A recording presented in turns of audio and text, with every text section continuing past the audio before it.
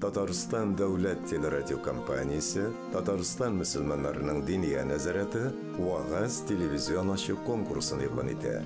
Гаризалар 2023 елның 1 октябренә кадәр видео язма рәвешендә кабул ителә. Тулырак мәгълүмат TRT-TV.ru сайтында. Әссәламу алейкум ва рахматуллахи ва баракатуху, хөрмәтле дин кардәшләр. Телевизион ачык конкурсы шарты буенча һәр җомга сезне, хөрмәтле тамашачылар, вәгазь сөйләүчеләр белән таныштырып барабыз. Бүгенге конкурсантыбыз Фирая Зиннатуллина. Аның вәгазе абыстайларның җәмгыятебездәге урынын ачыклауга багышланган. Пәйгамбәрбез Мөхәммәд Мустафа саллаллаху алейхи ва сәллям әйтте: "Сезнең иң хәерлегез кайсыгыз?" диде. Бу сорауга җавап: ул кеше шулдыр, кем дөнья мәшәкатьләрен ахирәте өчен калдырмаучы һәм ахирәт мәшәкатьләрен дөньясы өчен калдырмыйча эш итүче. Бу безнең хөрмәтле абыстайларыбыз, тәкъва, гыйлемле, зыялы. Иң әүвәл алар гаиләдә яраткан әниләр, оныкларның яраткан дәү әниләре, кичкенәдән аларга дини гыйлемне сеңдерүчеләр, үзләренә дугачылар тәрбияләүчеләр, Аллаһы Раббыбызның рәхмәтен өмет итеп, ихлас күңелдән Аллаһы Тәгаләгә хезмәт итүчеләр. Икенчедән, абыстайларыбыз мәчет мәдрәсәләрдә, иҗтимагый оешмаларда динебез өчен, милләттәшләребезнең иманлы булуы өчен кайгыртып йөрүче тәвәккәл җаннар алар. Халкыбызның дин исламга килүенә, туры юлны сайлаучылар саны артуда сәбәпчеләр алар.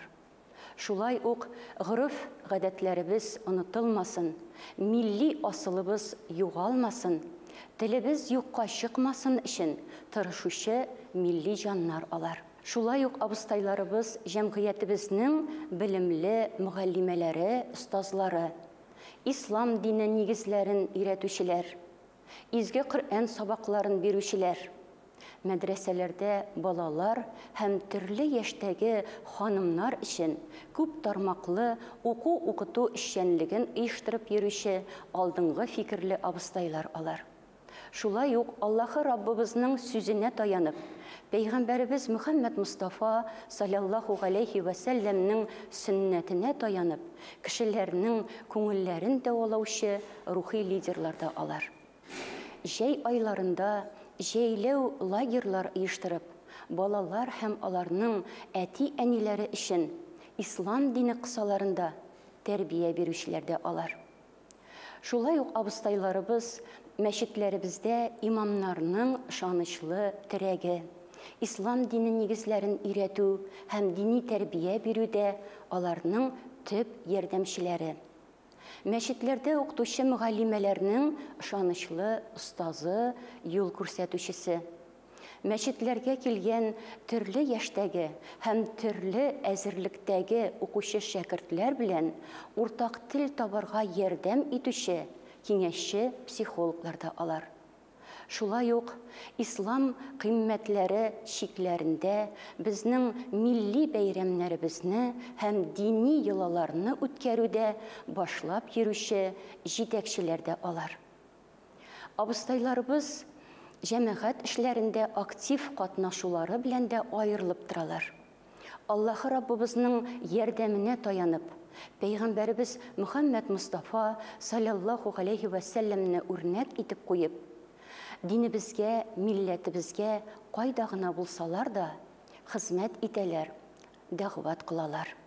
Бу юнәлештә сүз кешеннән генә түгел, кул астында булган элемтә чараларыннан гына түгел, хәтта каләм, кара ярдәмендә киләчәк буыннар укып гыйбрәт алырлык, тәрбия кыйммәтләрен үз эченә алган мәкаләләр һәм китаплар язучылар да алар. Камиллеккә омтылучы, укырга, үсәргә тырышучы, һәр вакыт үзләренең белемнәрен үстерү турында кайгыртучы абыстайларыбыз. Шул ук вакытта алар үзләре янәшәсендәге яшь мөгаллимәләрнең дә белемен күтәрү турында кайгырталар. Шул рәвешле үзләренә ышанычлы алмаш әзерлиләр. Аллаһ Раббыбыз аларга киләчәктә дә динебез һәм милләтебез өчен хәерле гамәлләр кылырга насыйп итсен, башлаган эшләре дәвамлы булсын. Аллаһ Раббыбыз аларның гаиләләренә һәм эшләренә бәрәкәтен бирсен.